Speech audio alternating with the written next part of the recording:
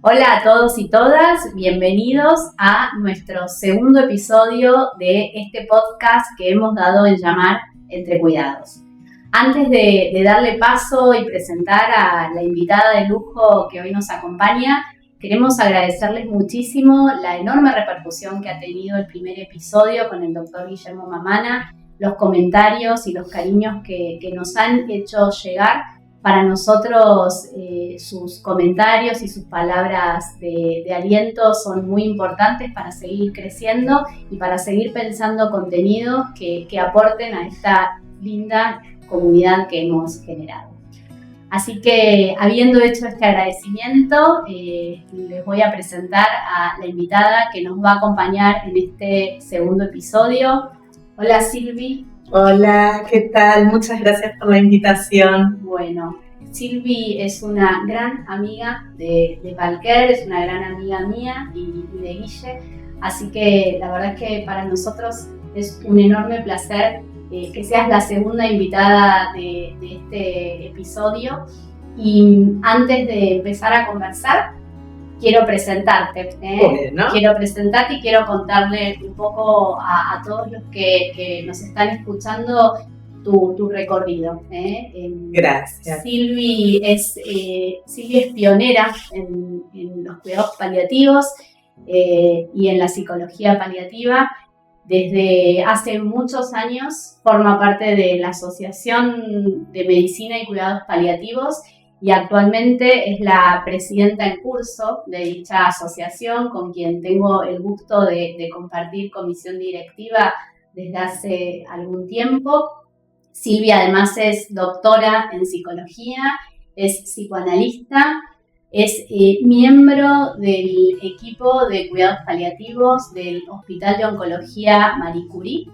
Es especialista en cuidados paliativos y, si yo no me equivoco, ha sido la primera residente, la primera egresada de la residencia de cuidados paliativos. De la residencia postbásica interdisciplinaria. Del Hospital Udaondo. Y además es autora y escritora de este libro que es, la verdad, hermoso: Vivir con finitud, sufrimiento existencial y cuidados paliativos. Y además de todo eso, y de ser una persona muy querida por Palker, es la mamá de Lautaro y de Ilan. Y es una gran amiga. Esa es la mejor referencia. Creo que es lo mejor que hice en mi vida, ser madre de esos hijos. Así que bueno, Silvi, la idea es que podamos conversar un poco, hacer un recorrido no solamente por tu carrera y por todo lo que ha sido tu trayectoria a lo largo de estos años, sino también acercar un poco de la experiencia más personal, ¿no? Que implica acompañar a pacientes y a familias en contextos de vulnerabilidad y de sufrimiento. Y por eso pensábamos y teníamos ganas de empezar, si te parece, por tus inicios. Porque antes de ser paliativista, fuiste psicóloga. Y yo te quería preguntar por eso, para empezar. ¿Cómo fue? ¿Te acuerdas cómo fue que elegiste estudiar psicología? Todavía me acuerdo, a pesar de que esto sucedió hace muchos años atrás.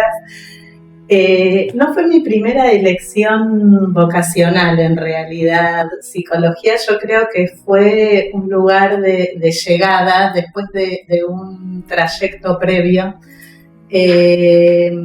Siempre tuve como un interés muy, muy importante en todo lo que tiene que ver con el discurso, con la producción discursiva, con el análisis del discurso, con lo cual salida del secundario creo que agarré como la insignia más fuerte que tenía en ese momento, que era el discurso asociado a la literatura. Y empecé estudiando letras, hice más de la mitad de la carrera, empezaba ya a tener que pensar en cuál iba a ser la orientación dentro de letras que iba a hacer, y estaba pensando en estudiar lingüística. Y en ese momento, nada, cuando estaba como en esa elucubración de qué iba a hacer, hacia dónde me iba a orientar, dije, yo hacia adelante no me veo absolutamente nada asociado a eso, pero sí me seguía interesando el discurso y me di cuenta que lo que me interesaba era un discurso más asociado al sufrimiento. Creo que ahí todavía no sabía nada de los cuidados paliativos, pero me parece que fue como el origen paliativista. Dije, yo tengo que estudiar psicoanálisis, psicología. Venía de algún coqueteo previo con la medicina, un poco por la impronta paterna, mi papá era médico, y dije, no, bueno, yo tengo que animarme porque creo que fue algo del orden de un atrevimiento dejar una carrera que estaba empezando a concluir y hacer una nueva elección vocacional, y así llegué a la psicología, de la mano del discurso y de un interés por algún padecimiento en particular. O sea que detrás de esa elección, por lo que estás contando, hubo un acto, ¿no? Absolutamente, una decisión, sí. Algo que además yo sentía que iba como a terminar de definir el nombre propio. Digo, me parece que cuando uno hace una elección vocacional, profesional, hay algo de un interés, de una realización personal también. Y los modos en los que uno asume el nombre propio no son tantos en la vida. Fue un encuentro. Y hablando de encuentros, ¿no? Este primer encuentro que fue con este rodeo previo, pero que hizo que entraras tan decidida y que, digo, acá están los frutos. ¿También fue del orden del encuentro tu encuentro con los cuidados paliativos? Sí, yo creo que fue, nada, llegué sin saber a dónde estaba yendo, pero una vez que llegué sabía que ya lo sabía desde antes.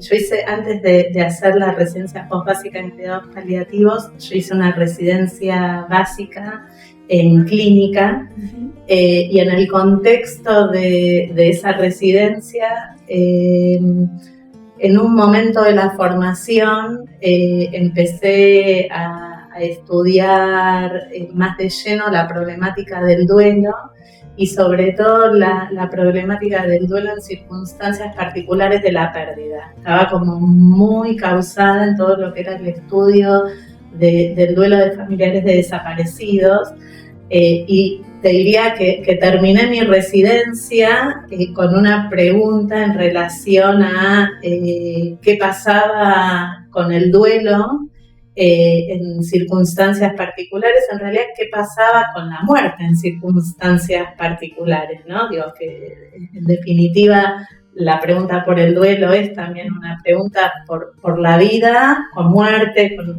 con la vida con finitud.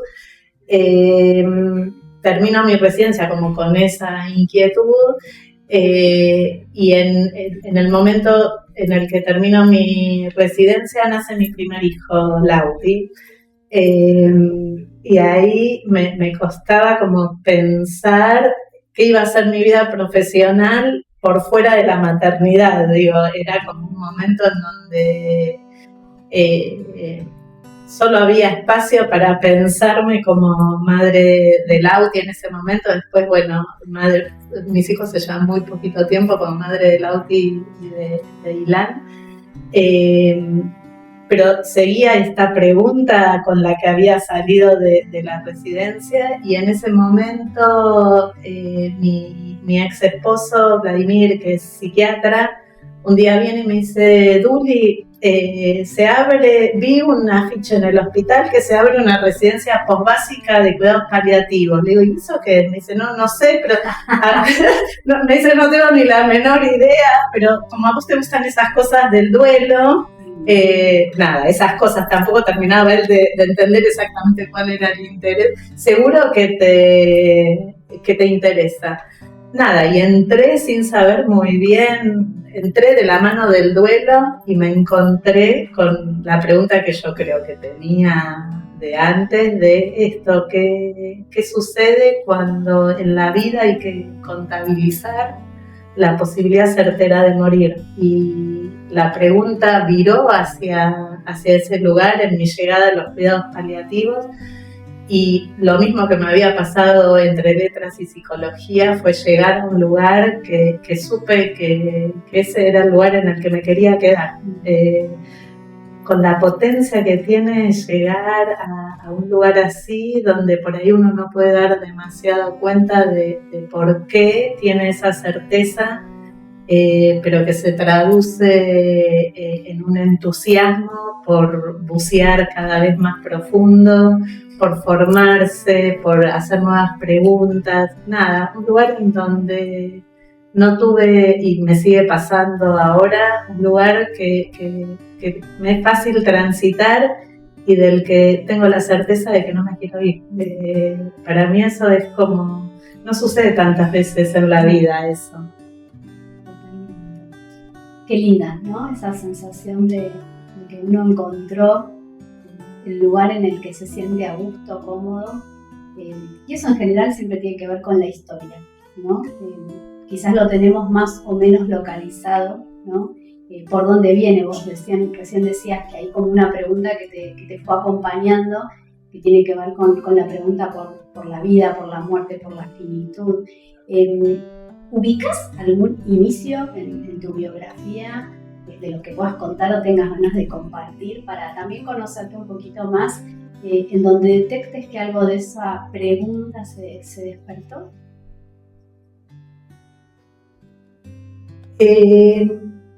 Yo creo que hay dos momentos. Uno te diría en mi biografía profesional y otro en mi biografía personal, digo, que tal vez es la misma pregunta con color distinto, como con cualidad diferente. La primera fue casi en mis inicios. Yo empecé cuidados paliativos, por supuesto, en el contexto de la residencia posbásica, pero siempre la posición de residente es una posición que nos deja un poco a resguardo, digo, uno tiene como la posibilidad de seguir arropándose de la posición de aprendiz, de la legalidad de la posición del aprendiz. Pero muy pegadito a la conclusión de la residencia, yo empiezo a hacer internación domiciliaria, visitas domiciliarias, cuidados paliativos en domicilio. Y una vez... con Falker, digamos. Sí, claro, ahora iba ahí. Presentaciones o no lo dije. Claro, con Falker, por supuesto. Fue mi primer lugar más profesional, con formación acreditada en cuidados paliativos, en la internación domiciliaria con Falker. Y me piden una vez, yo hacía muchos domicilios con Guille, compartía un montón y siempre antes de ir a los domicilios, Guille me daba alguna pauta de con quién me iba a encontrar, ¿no? Que siempre es una referencia del otro. Después con quien uno se encuentra es una construcción que haces después. Y en ese momento Guille me dice que era una paciente joven, que no era muy amiga de grandes intervenciones en domicilio, con una hija muy chiquitita. Nada, yo fui con esto y que el resto del equipo necesitaba que yo pudiese como acompañar en la habilitación de un mejor ingreso en ese domicilio. Entonces, cuando llego al domicilio, la paciente es quien me abre la puerta y sin saludarme, lo primero que me dice es, si vos venís a decirme que yo tengo que despedirme de mi hijita de 5 años, entonces ni entres a mi casa. Y para mí ese fue el primer encuentro, te diría, descarnado, con lo que implica para alguien vivir sabiendo que se puede morir. Digo, ese saber toma formas inusitadas, difíciles de anticipar, pero que a mí me obligó a tomar una posición frente a esa advertencia de esa paciente. Fue la primera vez que la pregunta tuvo una resonancia diferente en mí. Yo creo que porque estaba sola, justamente esto que decía, no había posibilidad, digo, en un domicilio con el equipo es algo que uno sabe que está atrás, pero en ese instante es un encuentro íntimo a solas. Y en relación a mi biografía personal, yo creo que alguna vez esto lo he contado, me es difícil contarlo sin conmoverme. Fue el primer instante en que lo vi a mi papá fallecido, llegar a la casa y verlo fallecido.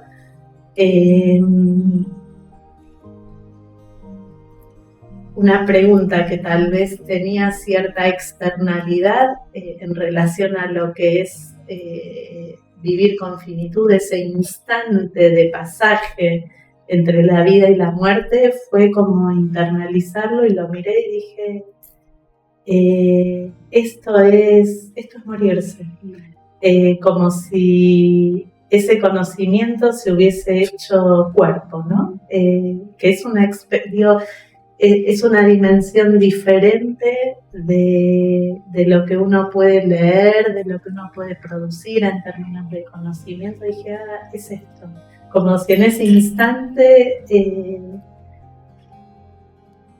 hubiese accedido a una dimensión diferente de lo que es vivir con finitud, de ese pasaje, de ese instante en donde tal vez alguien no lo anticipa, pero que puede suceder de un modo propio. Gracias por ser tan generosa en este recuerdo. Es un recuerdo que atesoras.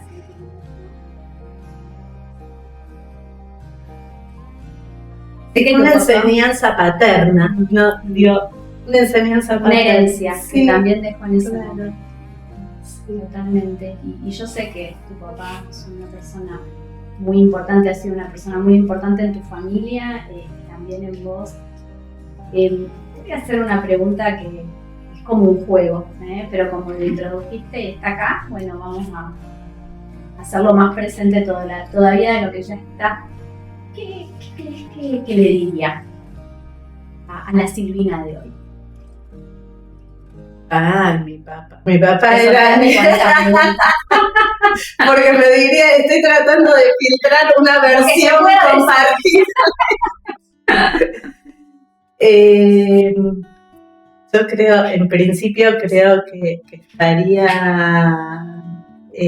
fascinado. Seguro que sí.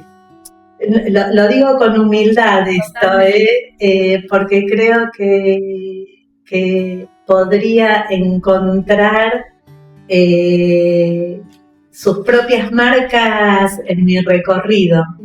Sobre todo creo que mi papá me daría tranquilidad. Creo que seguramente mi pregunta sería si lo estoy haciendo bien. Digo, era mi papá. Los padres tienen un poco una función súper yoica en lo que hacemos, con lo cual seguramente le preguntaría si lo estoy haciendo bien, si voy bien. Ahí, digo, en este recorrido que vos contabas al principio, hay momentos de muchísima incertidumbre, de redefiniciones, de ver por dónde seguir. Y creo que mi papá me llenaría de palabras porque era muy verborrágico, pero me parece que fundamentalmente lo que me diría es que me quede tranquila, que voy bien, que camine tranquila,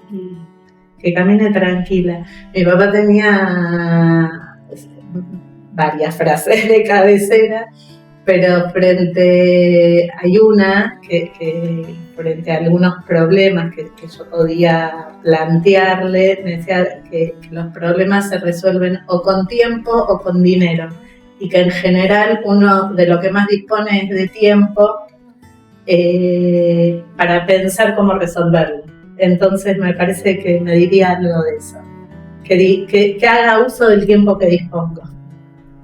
Qué lindo mensaje, ¿no? Para, sobre todo, como si hay algo que a vos te caracteriza es la pasión por lo que haces, ¿no? Sos apasionada, sos una persona con mucha presencia, con mucha fuerza, marcás camino definitivamente, y en ese marcar camino entiendo que la incertidumbre, el miedo, la angustia, forman parte, ¿no? No es todo color de rosas, pero que te acompañe esta mirada amorosa y que te sostenga, me parece que es de los regalos más lindos que te debe haber dejado, Silvi, tu papá.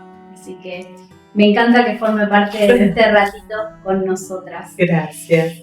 Bueno, y como estamos hablando de alguna manera de lo personal, hiciste una mención y por ahí te voy a preguntar un poquito más sobre eso, porque bueno, creo que es uno de los desafíos que tenemos todos los profesionales, pero me parece que un poquito más las mujeres. ¿Cómo has hecho a lo largo de los años para de alguna manera intentar balancear lo que ha sido tu desarrollo profesional y tu vida personal? Porque además en el medio de la residencia tuviste a tus 2 hijos, los 2 chiquititos, digamos, ¿cómo has hecho para...? No sé mucho. ¿Has balanceado o salió lo que salió? Habría que preguntarles a ellos qué deudas quedaron en el camino, porque seguramente deben tener algunas deudas. Yo debo tener algunas deudas, sobre todo de disponibilidad y de tiempo. Fue difícil, muy difícil. Es cierto que, por ahí lo más difícil fue hacer una residencia con 2 nenes muy chiquititos, que creo que ahí tuve que resignar algunas cosas. Gran parte del recorrido que vos mencionabas fue cuando mis hijos pudieron ya estar como más estabilizados en sus propios caminos. Yo venía como abrazando algunos pendientes que venía, no resignando, pero sí postergando. Para mí siempre la prioridad era estar disponible para mis hijos en lo que pudiesen necesitar. Ahí no hubo nunca ninguna duda. Sí fueron años, sobre todo al principio, años muy, muy difíciles, porque otra de mis pasiones, a mí me gusta estudiar. Soy curiosa y una vez que se me instala una pregunta necesito estudiar. Es como que, con lo cual ahí lo que hacía era sacar durante muchos años, mi despertador sonó sistemáticamente a las 5 de la mañana, porque era un rato donde yo podía estar en silencio estudiando para ya estar lista para levantarlos a ellos, prepararlos para ir al colegio, acompañarlos. Y recién después, cuando, insisto, ellos pudieron agarrar un poco más de autonomía y mi presencia podía cambiar de formato, yo hice el doctorado, escribí el libro, hice como algunas cosas cuando pude como agarrar ese... Nada, el equilibrio fue no perder nunca de vista por un lado, cuál era mi lista de prioridades, y por otro lado, algo en relación a la gestión del tiempo, tiempo de qué era en cada momento. Tener en claro eso para mí fue un gran ordenador. El tiempo de concluir llegó muchísimos años después. No perder de vista la prioridad con la gestión del tiempo ha sido un gran ordenador, y sobre todo me ha servido un poco de benzodiazepina, porque a veces es difícil postergar, pero creo que salió más o menos bien. Por lo menos les pregunto a mis hijos si están tranquilos con eso. Es cierto que ya desde chiquitos yo llegaba a mi casa y por ahí contaba alguna situación del hospital, lo que me había pasado, y la pregunta era, ¿y tiene sufrimiento existencial?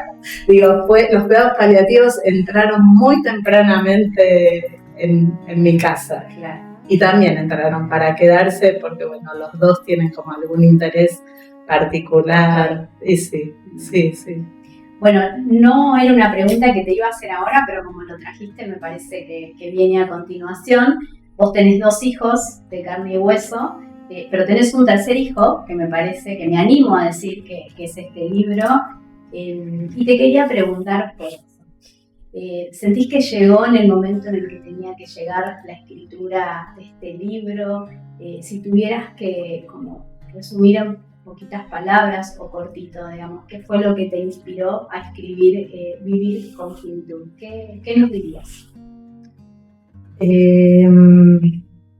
Sí, el libro, yo no sé, es como, no me canso de mirarlo, me encanta la portada que la hizo una artista plástica, me encanta el título, no sé, estoy como enamorada del texto, sobre todo por el efecto personal que tuvo y el efecto y el aporte que creo que hizo en el campo de los cuidados paliativos.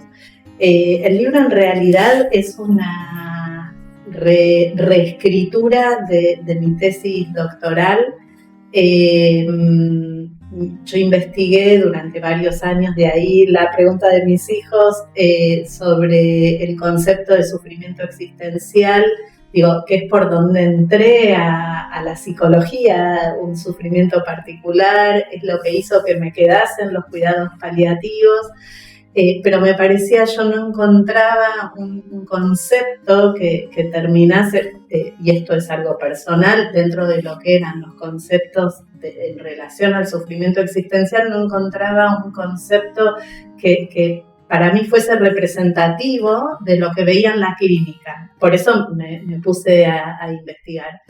Cuando terminé la tesis, yo dije, esto está muy bien, pero yo quiero escribir como de otro modo en relación a esto. Necesitaba que como una zona transicional entre la clínica, la difusión académica y la poética, te diría. Que creo que ahí, digo, los cuidados paliativos fueron un lugar de llegada, pero yo vengo desde la letra. Eso te iba a decir, ha sido una conjunción ese libro, ¿no? De tus tres orígenes, podríamos decir. Totalmente. Y además encontrar que para mí el verdadero concepto es el de vivir con finitud, es lo que me acerca a los pacientes en el día a día.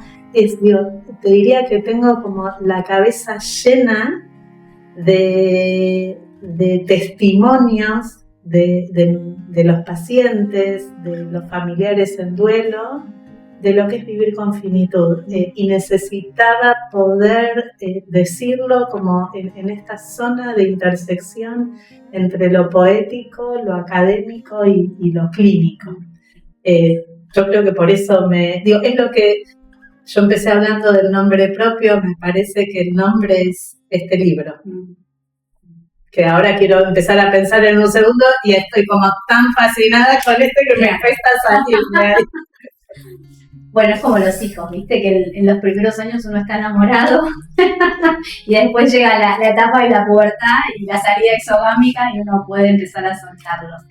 Y vos recién hacías mención, ¿no? Que mientras hablabas, bueno, es un libro hermoso, yo lo leí, y a mí hay una pregunta clínica que tiene este libro que me ayuda mucho en el día a día con los pacientes porque me parece que es una dirección en los tratamientos, ¿no?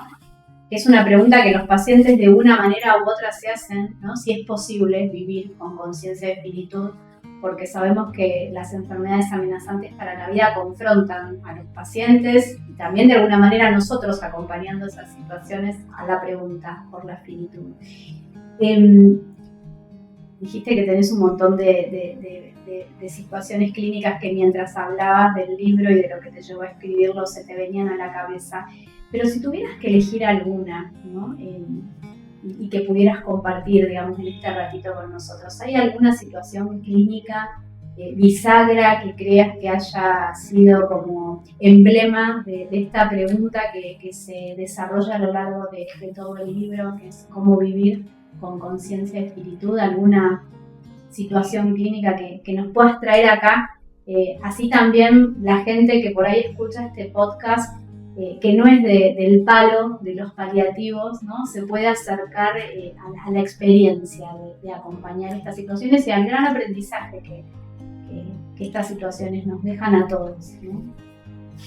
Sí, mira, cuando te escuchaba rápidamente se me vino a la retina un paciente queridísimo que lo atendí varios meses, con quien tuve un inicio desafortunado por una torpeza que después en realidad se resignificó cuando lo llamo para avisarle que lo voy a ir a visitar en su domicilio. Le pregunto, para acordar el día, el horario, le pregunto, bueno, ¿y cómo viene de tiempo? Y me dice, bueno, justamente ahí está el problema. Qué paradoja. Claro. Y yo dije, ahora, ¿cómo hago para llegar a ese domicilio y remontar semejante torpeza? Era un paciente que afortunadamente tenía una capacidad simbólica ilimitada de armar mucha metáfora y en ese momento se rió y me rescató de esa situación de apuro. Era un paciente que era periodista y era secretario era director de redacción de un periódico de un partido político, con la particularidad que para entregar sus notas él necesitaba ver que firmaba sus notas de puño y letra con una lapicera de pluma. Y era un paciente que tenía un glioblastoma, grado 4, y que empezó a tener mucha afectación, con lo cual deja de escribir, pero gran parte deja de escribir porque no podía poner su rúbrica en las notas, y gran parte del tratamiento fue alrededor de recobrar o de rescatar alguna dimensión posible de la escritura, hasta que en un momento autoriza a que yo pueda poner su nombre con su pluma en las notas. Y veníamos como trabajando en esa línea, con mucha responsabilidad, porque uno asume una responsabilidad en esos encuentros muy grande. A mí por lo menos es algo que asumo con mucho compromiso, esa responsabilidad. Bueno, ahora hace muchos años que no hago domicilio y en un momento veníamos como trabajando en esto y yo también como muy causada con la posibilidad de que la escritura no tenga que ser abandonada de un modo radical y absoluto. Y voy un día con un paciente con síntomas controlados, estable, bueno, por supuesto en la situación de enfermedad en la que estaba.